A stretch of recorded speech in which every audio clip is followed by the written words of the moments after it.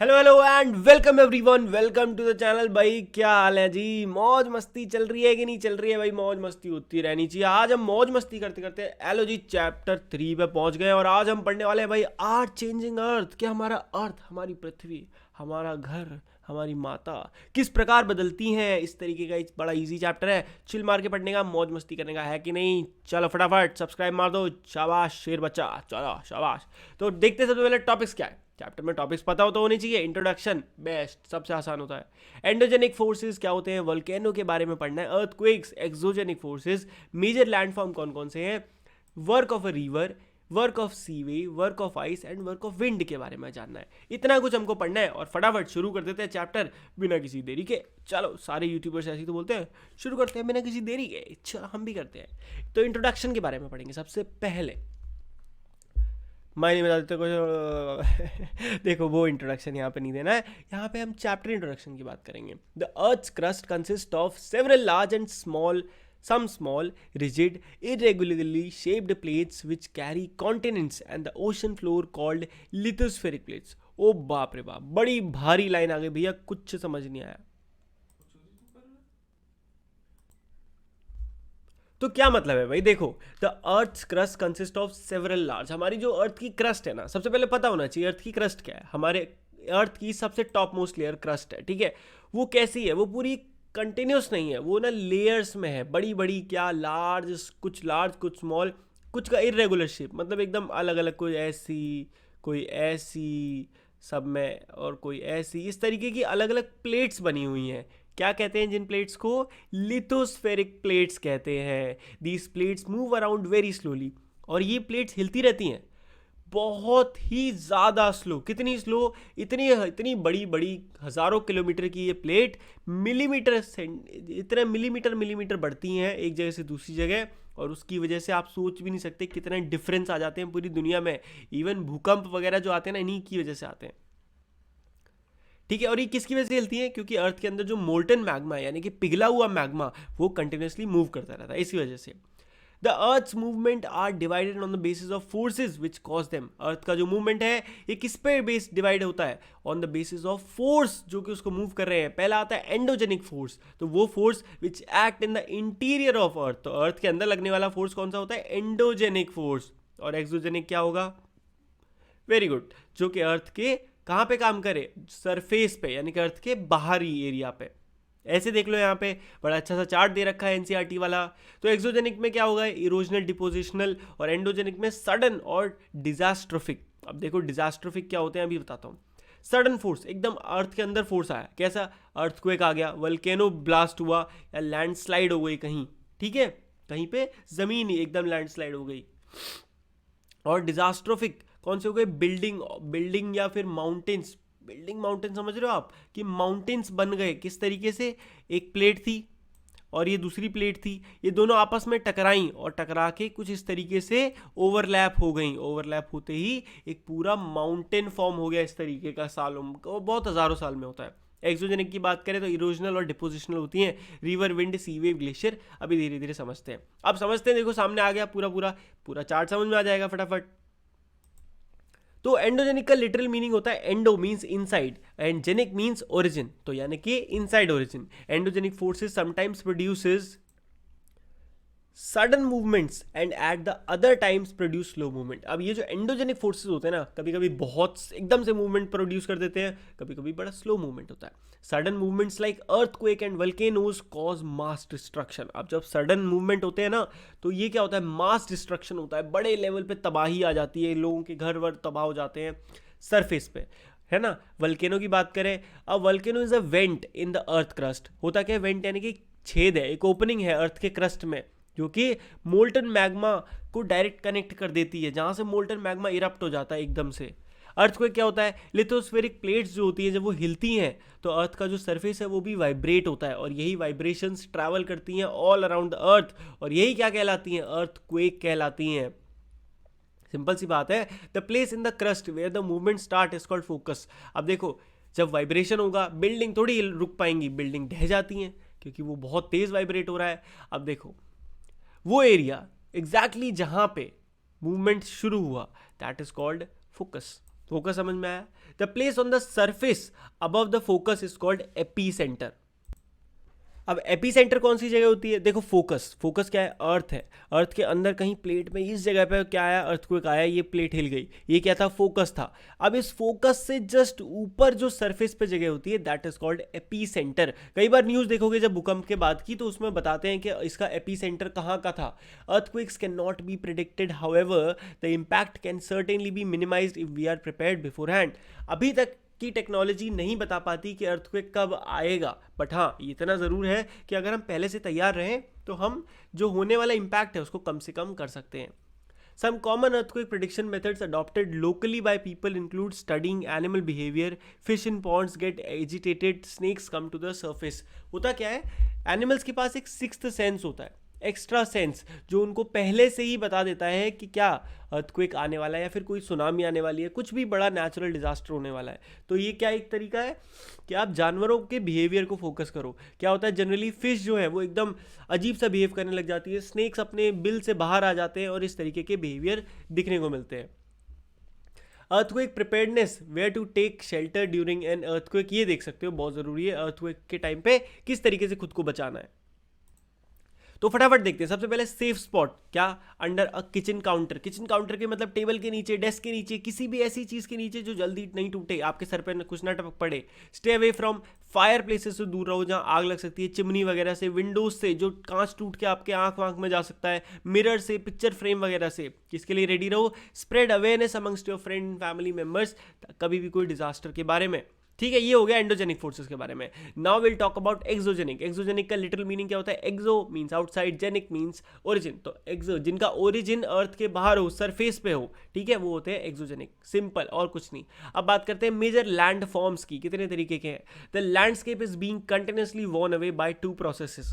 क्या क्या था भैया? लैंडस्केप, जो हमारे अर्थ का पूरा लैंडस्केप है ना भाई, कई माउंटेन है, वो है it's continuously worn away by two process. इस कंटिन्यूसली कीप चेंजिंग, किससे? दो प्रोसेस से। पहला वेदरिंग, दूसरा इरोजन। इन दोनों से ये वॉर्न अवे हटता जा रहा है। वेदरिंग क्या होता है? It is the breaking up of the rocks on the earth surface. तो अर्थ के सरफेस पे जो रॉक्स धीरे धीरे छोटे होते जा रहे हैं, है ना, और टूट टूट के, वो वेदरिंग है। And what is erosion? Erosion is the wearing away of the landscape by different agents like water, wind, ice. अब क्या है? सिंपल सी बात है, देखो, सॉइल इरोजन आपने सुना होगा, मिट्टी थी, ठीक है, पानी आया अपने साथ मिट्टी ले गया, दैट इज कॉल्ड इरोजन। ये भी एक प्रोसेस है। इसी तरीके से ये पत्थर भी ले जाता है, और ये दोनों प्रोसेस आते हैं। अब बात करते हैं work of a river. River का वर्क क्या होता है? The running water in the river erodes the landscape. अभी हमने ये पढ़ा था लैंडस्केप इरोड के बारे में, इरोजन के बारे में। तो इरोजन की फॉर्म होती है इरोड। तो क्या होता है? रनिंग वाटर जो होता है वो रिवर में इरोड करता है लैंडस्केप को, वो आगे ले जाता है अपने साथ साथ। When the river tumbles at the steep angle over very handy rocks और down a steep valley, it forms a waterfall. और क्या होता है? जब ये पानी किसी ऐसी जगह पे होता है जहां पे एकदम स्टीप गहराई हो, तब क्या बन जाता है? एक वाटरफॉल बन जाता है।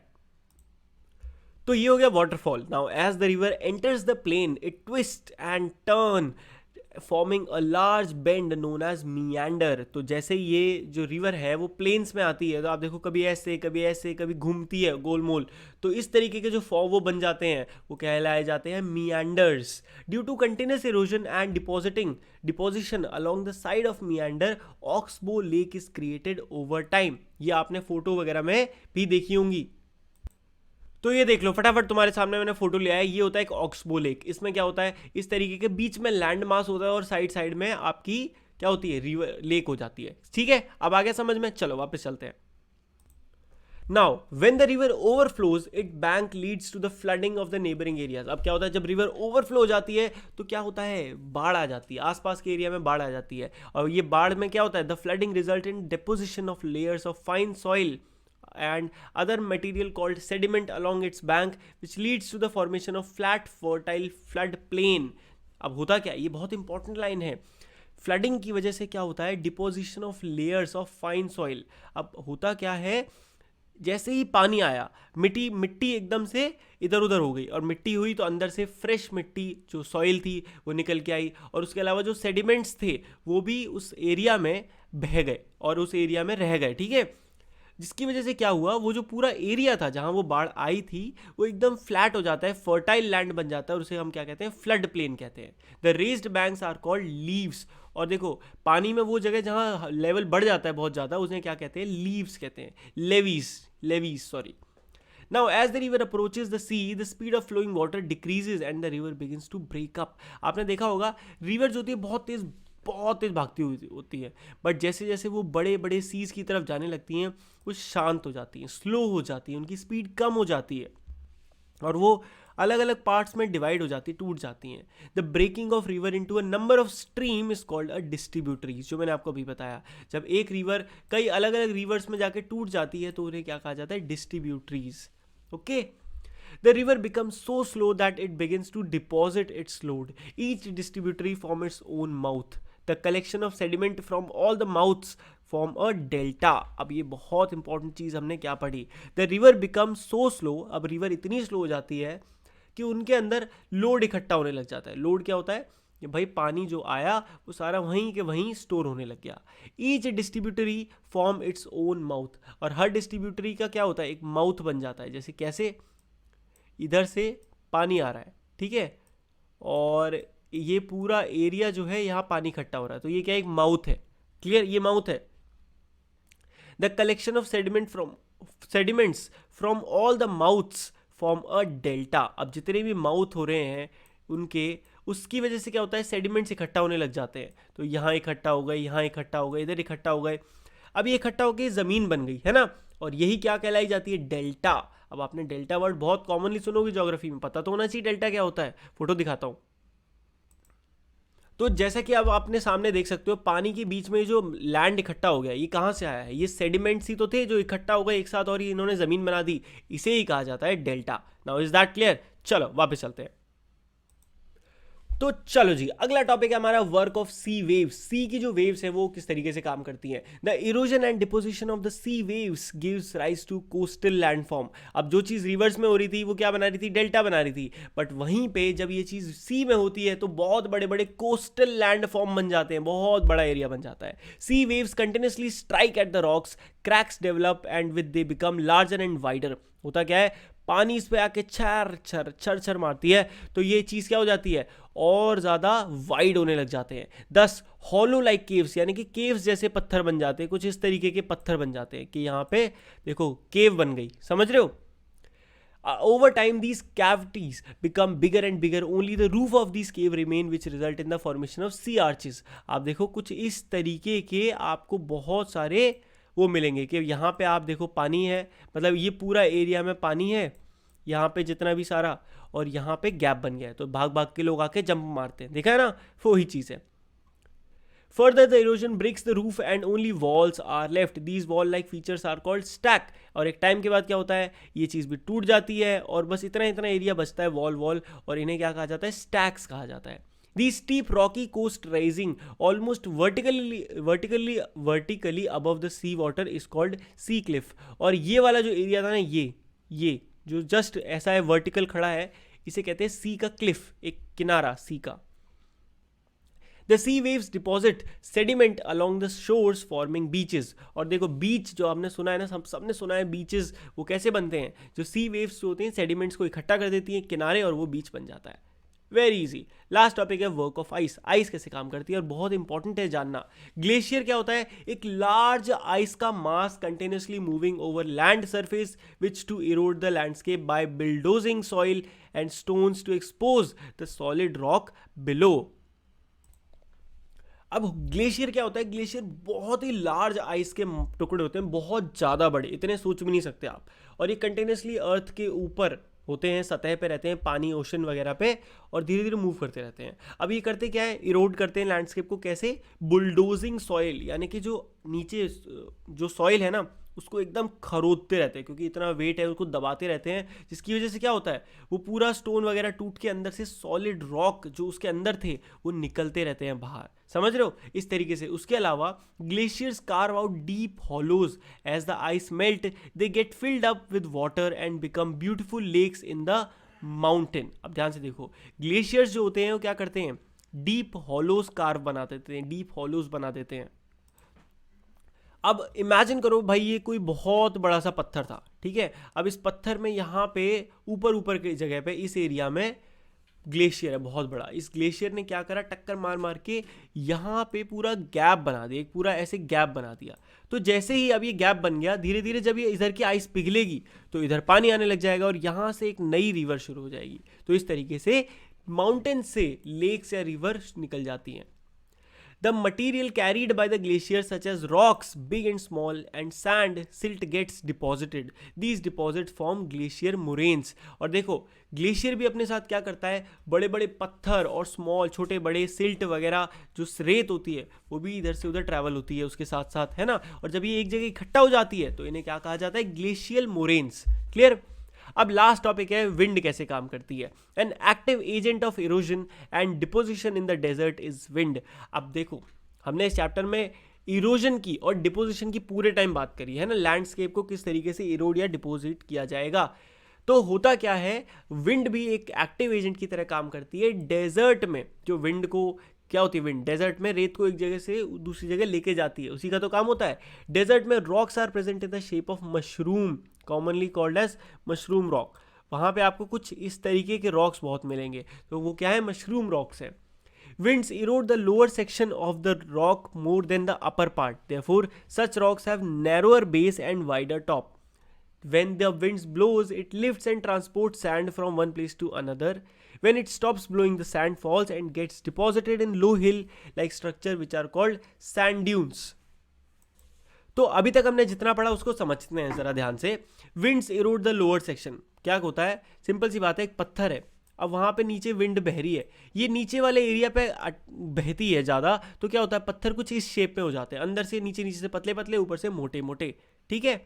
उसके अलावा विंड जब उड़ती है तो अपने साथ साथ क्या लेके उड़ती है, रेत लेके उड़ती है, और रेत एक जगह से दूसरी जगह जाती है। अब जैसे ही हवा चलना बंद होती है, ये रेत उस जगह पे ही नीचे गिर जाती है जहाँ पे लो लाइंग एरिया है, और उससे क्या स्ट्रक्चर बनाती है, सैंड ड्यून्स का कुछ इस तरीके का स्ट्रक्चर बन जाते हैं, कहीं पे कम कहीं पे ज़्यादा। When the grains of sand are very fine and light, the wind can carry it over very long distance. और जब ये बहुत हल्के होते हैं रेत के पार्टिकल्स, तो विंड उन्हें बहुत दूर दूर तक ले जा सकती है। When such sand is deposited in large areas, it is called Lewis. और जब इस तरीके की सैंड जो कि बहुत हल्की है वो एक काफ़ी बड़े एरिया में इकट्ठा हो जाती है तो उसे लुइस बोलते हैं। Large deposits of loess is found in China, और चाइना में लार्ज डिपॉजिट्स मिलते हैं लुइस के, ठीक है। तो चलो चैप्टर हो गया समाप्त, एंड आई होप आपको ये चैप्टर अच्छे से चकदे फट्टे समझ में आ गया होगा। चैप्टर को और ज़्यादा कॉन्फिडेंस में पकड़ के रखने के लिए अगली वीडियो जरूर देखना जिसमें हम क्वेश्चन आंसर डिस्कस करेंगे, और बिलीव मी मैं आपको प्रूव कर दूंगा कि जो जो मैंने इसमें पढ़ाया है वो as it is question answers में पूछा गया, और उससे ज़्यादा कुछ भी नहीं है। इस जितना पढ़ाया ना, इससे ज़्यादा एक भी क्वेश्चन मिल गया तो मैं पार्टी, मेरी तरफ से पार्टी मिलेगी भाई, जो मांगो वो खिला दूंगा। और बताओ है कि नहीं बढ़िया। तो चलो वीडियो को लाइक कर देना जिसने नहीं करा है, और चैनल को सब्सक्राइब कर दो भाई, वेरी बैड जिसने भी नहीं करा। अपने दोस्तों से भी करवाओ 4-5 फटाफट, शाबाश, गुड बॉय गुड गर्ल, ठीक है। चलो मिलते हैं नेक्स्ट वीडियो में, तब तक के लिए good bye, take care and मौज मस्ती करते रहिए।